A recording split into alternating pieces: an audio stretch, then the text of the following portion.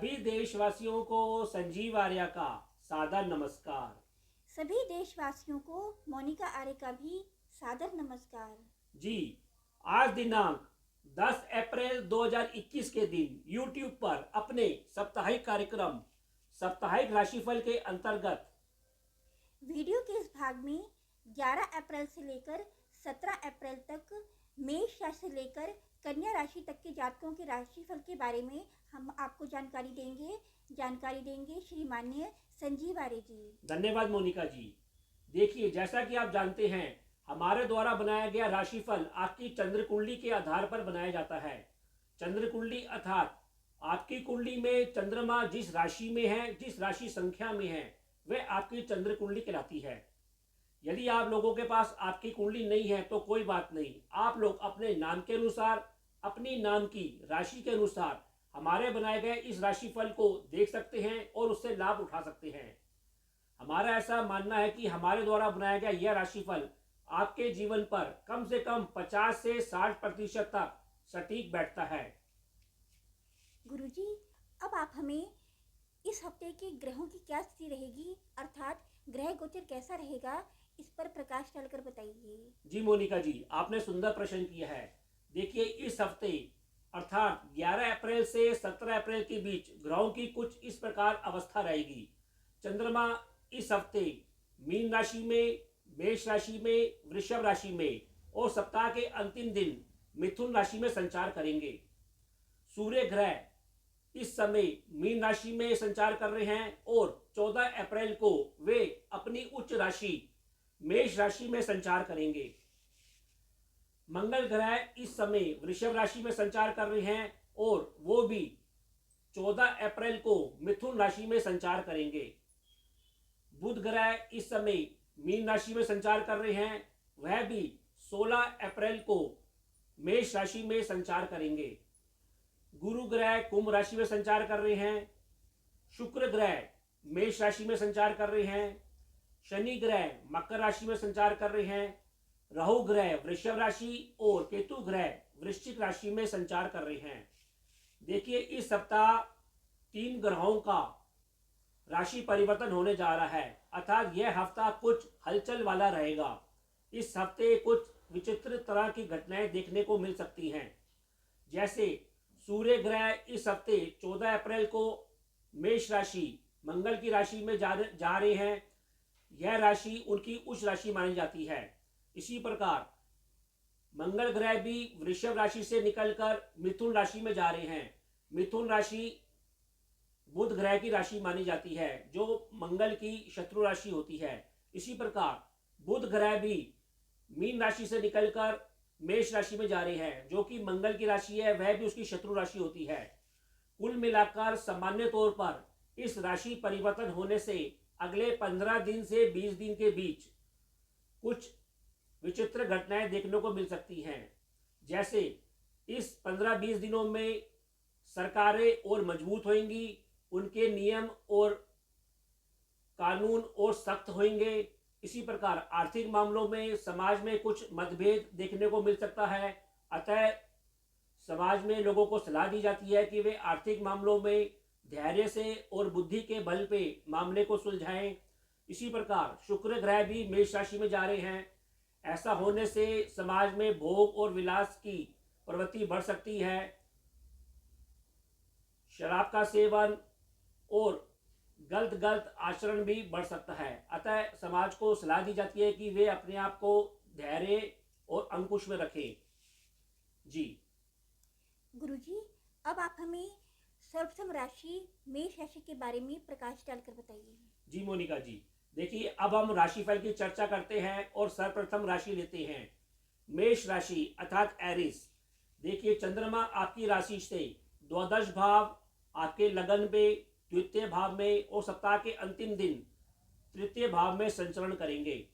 आपकी रुचि दूर स्थानों के संबंधों से, व्यय के ऊपर, स्वयं अपने ऊपर, अपने परिवार और धन भाव के ऊपर, इसी प्रकार अपने बंधु बांधवों और छुटपुट यात्रा को लेकर कुछ अधिक केंद्रित रह सकती है। वैसे सप्ताह के पहले दिन और दूसरे दिन आप अपने घर और वाहन से संबंधित अपने बंधुओं के साथ पराक्रम करते हुए दिखाई दे रहे हैं और बुद्धि बल से उनसे वार्ता करते हुए दिखाई दे रहे हैं। इन वार्ता क्रियाकलापों में आपको सम्मान भी मिलेगा और धन का लाभ मिलता हुआ भी दिखाई दे रहा है। वैसे दूर संबंधों से भी आपको धन और धर्म रूपी लाभ मिलता रहेगा, जिसको आप किसी रूप में निवेश करते हुए दिखाई दे रहे हैं। इसी प्रकार सप्ताह के तीसरे दिन और चौथे दिन आप अपने घर परिवार से लाभ लेते हुए दिखाई दे रहे हैं। अपने कुशाग्र बुद्धि के बल पर आपको आर्थिक मामलों पर लाभ मिलेगा। आपको केवल शांत रहकर मामले को शीघ्र निपटाने का प्रयास करना चाहिए। इसी प्रकार सप्ताह के मध्य अर्थात पांचवें दिन और छठे दिन आप घर संबंधित विषयों पर कुछ अधिक सक्रिय रहेंगे, व्यस्त रहेंगे। बंधुओं के संग आपकी वार्ता और मिलन जारी रहेगा और ऐसा लगता है कि आप लोगों के बीच कोई अनुबंध हो सकता है, कोई बात आगे बढ़ सकती है। वैसे छुटपुट आर्थिक मामलों में विवाद और परेशानी भी देखने को मिल सकती है, अतः आप धैर्य से बुद्धि के बल पर इस मामले को निपटाने का प्रयास करें। सप्ताह के अंतिम दिन आप अपने बंधुओं के संग यात्रा पर भी जा सकते हैं और बातचीत कर इस मामले का हल भी निकाल सकते हैं, अतः आप प्रयास जारी रखें। फिर भी मेष राशि के जातकों को इस हफ्ते सतनाजा पक्षियों को डालना चाहिए और हनुमान चालीसा का नित्य पाठ करना चाहिए। यदि आपने हमारे चैनल MS ज्योतिष सलाह को अभी तक सब्सक्राइब नहीं किया है तो कृपया शीघ्र इसे सब्सक्राइब कीजिए और साथ में लगे बेल आइकन को प्रेस कीजिए ताकि नोटिफिकेशन आप जल्द से जल्द प्राप्त कर सकें। यदि आपको हमारे द्वारा बनाए गए वीडियो पसंद आ रहे हैं तो इनको अधिक से अधिक लाइक कीजिए एंड शेयर कीजिए। गुरुजी, अब आप हमें वृषभ राशि और मिथुन राशि के जातकों के राशिफल पर प्रकाश डालकर बताइए। धन्यवाद मोनिका जी। वृषभ राशि अर्थात टॉरस, देखिए चंद्रमा आपकी राशि से एकादश भाव, द्वादश भाव, आपके लगन और सप्ताह के अंतिम दिन आपके द्वितीय भाव में संचरण करेंगे। आपकी रुचि आय पर, व्यय पर, स्वयं अपने ऊपर, अपने धन और परिवार के ऊपर कुछ अधिक केंद्रित रह सकती है। देखिए सप्ताह के पहले दिन और दूसरे दिन आप अपने बंधुओं के संग सामाजिक जीवन में धन और धर्म संबंधी लाभ लेते हुए दिखाई दे रहे हैं। आपको अपने व्यवसाय क्षेत्र में भी इस लाभ को निवेश करते हुए दिखाई दे रहे हैं। इसी प्रकार सप्ताह के तीसरे दिन और चौथे दिन आपको दूर स्थानों से लाभ मिलता हुआ नजर आ रहा है और खुशी प्राप्त होती नजर आ रही है। आप अपने परिवार के साथ मिलकर किसी यात्रा पर भी जा सकते हैं और उस यात्रा में आपको धन का लाभ भी मिलता रहेगा। इसी प्रकार सप्ताह के मध्य अर्थात पांचवें दिन और छठे दिन आप कुछ चंचल रहेंगे, कुछ मनोरंजन के मूड में रहेंगे। इस मूड के वजह से आपकी व्यय की अधिकता भी कुछ बढ़ी चढ़ी रह सकती है और यात्रा करने का भी आपको अच्छा मौका मिलेगा। इसी प्रकार सप्ताह के अंतिम दिन आप अपने परिवार से धन का लाभ लेते हुए दिखाई दे रहे हैं, जिसको आप किसी जमीन संबंधी कार्यों के ऊपर निवेश करते हुए दिखाई दे रहे हैं। फिर भी उपाय के तौर पर आपको इस हफ्ते हनुमान चालीसा का नित्य पाठ करना चाहिए और हरे रंग की वस्तुओं का अधिक से अधिक दान करना चाहिए। मिथुन राशि अर्थात जेमिनी, देखिए चंद्रमा आपकी राशि से दशम भाव, एकादश भाव, द्वादश भाव और स्वयं आपके लगन पर संचरण करेंगे। आपकी रुचि अपने कर्म और व्यवसाय में, आय के ऊपर, व्यय के ऊपर और स्वयं अपने ऊपर कुछ अधिक केंद्रित रह सकती है। इसी प्रकार सप्ताह के पहले दिन और दूसरे दिन आप अपने कर्म व्यवसाय क्षेत्र में अपने परिवार की मदद से धन का लाभ लेते हुए और मदद लेते हुए दिखाई दे रहे हैं। आप किसी धर्म संबंधी कार्य के ऊपर व्यय करते हुए या दान करते हुए भी दिखाई दे रहे हैं। इसी प्रकार सप्ताह के तीसरे दिन और चौथे दिन आपको सामाजिक जीवन में विद्या का, धन का कुछ लाभ मिलता हुआ दिखाई दे रहा है। बड़े बंधुओं से भी आपको मदद और लाभ मिलता हुआ दिखाई दे रहा है। आपको सलाह दी जाती है कि आप विवादों पर, विशेषकर आर्थिक विवादों के ऊपर धैर्य और शांति बनाए रखें। इसी प्रकार सप्ताह के पांचवें दिन और छठे दिन दूर स्थानों के संबंधों से आपको लाभ होगा और आप यात्रा पे जा सकते हैं और मनोरंजन रूपी कार्यों के ऊपर धन का व्यय करते हुए भी नजर आ रहे हैं, जिससे आपको खुशी प्राप्त होगी। तो सप्ताह के अंतिम दिन आप नए जोश के साथ सक्रिय रहेंगे और आपको नाना प्रकार के लोगों से नाना प्रकार का लाभ मिलता हुआ भी दिखाई दे रहा है। फिर भी उपाय के तौर पर मिथुन राशि के जातकों को इस हफ्ते सतनाजा पक्षियों को डालना चाहिए और हनुमान चालीसा का नित्य पाठ करना चाहिए। गुरुजी, अब आप हमें कर्क, सिंह और कन्या राशि के जातकों के राशिफल पर प्रकाश डालकर बताइए।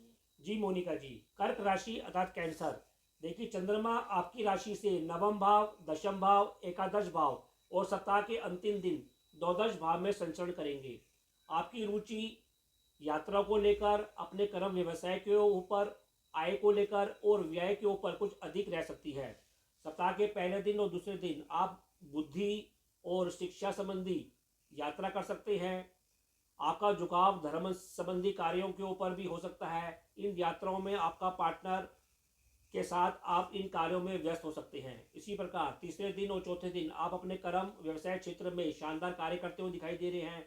पिता वर्ग से भी आपको मदद मिलती हुई दिखाई दे रही है और आर्थिक मदद मिलती हुई भी दिखाई दे रही है। ऐसा लगता है कि आपको इन 2 दिनों में जमीन संबंधित कार्यों में और ऐसे कार्यों में जहां आपको साहस दिखाने की आवश्यकता हो, ऐसा करके आपको लाभ प्राप्त अवश्य होगा। इसी प्रकार सप्ताह के 5वें दिन और छठे दिन आपको सलाह दी जाती है कि आप गलत प्रकार के व्यक्तियों के संपर्क में आने से बचें। हालांकि उनके संपर्क से आपको आर्थिक लाभ अवश्य होगा, लेकिन आपको सलाह दी जाती है कि आप अपनी प्रतिष्ठा का ध्यान अवश्य रखें। सप्ताह के अंतिम दिन आपको दूर स्थानों के संबंधों से धन लाभ मिलता रहेगा। फिर भी उपाय के तौर पर आपको इस हफ्ते भगवान गणेश जी की आराधना करनी चाहिए और हल्दी और चंदन का टीका अपने माथे लगाना चाहिए। सिंह राशि अर्थात लियो। देखिए चंद्रमा आपकी राशि से अष्टम भाव, नवम भाव, दशम भाव और एकादश भाव में संचरण करेंगे। आपकी रुचि गूढ़ विषयों के ऊपर, आध्यात्मिक विषयों के ऊपर कुछ अधिक रहेगी। इसी प्रकार यात्रा और धर्म को लेकर, कर्म और व्यवसाय को लेकर और सामाजिक संबंधों और आय के ऊपर आपकी रुचि बनी रहेगी। सप्ताह के पहले दिन और दूसरे दिन आप गूढ़ विषयों और शिक्षा तथा धन संबंधी प्रश्नों के ऊपर चिंतन करते हुए दिखाई दे रहे हैं। दूर स्थानों के संबंधों से आपको और आपके जीवन साथी को कुछ मानसिक तनाव भी मिल सकता है। इसी प्रकार सप्ताह के तीसरे दिन और चौथे दिन आप अपने बंधुओं के संग कर्म संबंधी यात्रा पर जा सकते हैं, जहां आपको सम्मान भी मिलेगा और पिता वर्ग से भी आपको लाभ संभव है। वैसे बड़े भाई से भी इन 2 दिनों में आपको जमीन जायदाद रूपी लाभ मिलता हुआ दिखाई दे रहा है। इसी प्रकार सप्ताह के 5वें दिन और छठे दिन कर्म क्षेत्र में आपका कुछ विवाद सामने आ सकता है और कुछ घरेलू जीवन में परेशानी का सामना करना पड़ सकता है। अतः आप धैर्य और शांति बनाए रखें। वैसे भाग्य के बल पर आपको इन 2 दिनों में धन का लाभ और किसी वस्तु का लाभ अवश्य मिलता हुआ दिखाई दे रहा है। इसी प्रकार सप्ताह के अंतिम दिन आप अपने सामाजिक क्षेत्र में बड़े भाई बहन के साथ कुछ लाभ लेते हुए, कुछ शान और शौकत करते हुए दिखाई दे रहे हैं और मनोरंजन का आनंद भी मिलजुल कर ले सकते हैं। फिर भी उपाय के तौर पर आपको इस हफ्ते सतनाजा पक्षियों को डालना चाहिए और हनुमान चालीसा का नित्य पाठ करना चाहिए। कन्या राशि अर्थात विर्गो। देखिए चंद्रमा आपकी राशि से सप्तम भाव, अष्टम भाव, नवम भाव और सप्ताह के अंतिम दिन दशम भाव में संचरण करेंगे।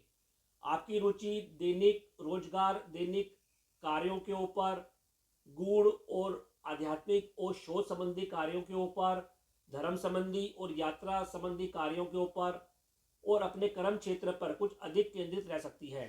सप्ताह के पहले दिन और दूसरे दिन आप धन और स्वास्थ्य जैसे प्रश्नों के प्रति कुछ अधिक व्यस्त हो सकते हैं, कुछ सक्रिय हो सकते हैं। आप अपने पार्टनर और संतान पक्ष के साथ वार्ता करते हुए भी दिखाई दे रहे हैं। इसी प्रकार सप्ताह के तीसरे दिन और चौथे दिन आप गुप्त बातों पर वार्ता करते हुए दिखाई दे रहे हैं। नए नए प्रस्तावों से कर्म क्षेत्र में आप सक्रिय हो सकते हैं। आप अपने दिमाग को सलाह दी जाती है कि धैर्य और शांति बनाए रखें।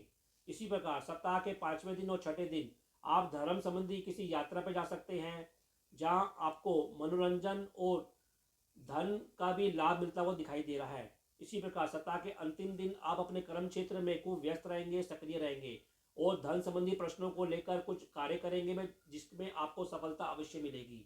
फिर भी उपाय के तौर पर कन्या राशि के जातकों को इस हफ्ते हरे रंग की वस्तुओं का अधिक से अधिक दान करना चाहिए और सफ़ेद रंग की वस्तुओं का भी अधिक से अधिक दान करना चाहिए। तो यह कार्यक्रम आपको कैसा लगा, हम उम्मीद करते हैं कि आपको पसंद आया होगा। हम चाहते हैं कि आप अधिक से अधिक कमेंट देकर हमको अवश्य अवगत कराएं। हम आपसे उम्मीद करते हैं कि इस कार्यक्रम में हमने आपको जो उपाय बताए हैं, आप उन उपायों को करके इस हफ्ते अपने जीवन को और अधिक सफल और संतुलित कर सकते हैं। तो अब हम दोनों अपनी वाणी को विराम देंगे और आप लोगों से आज्ञा लेना चाहेंगे। जी ओम।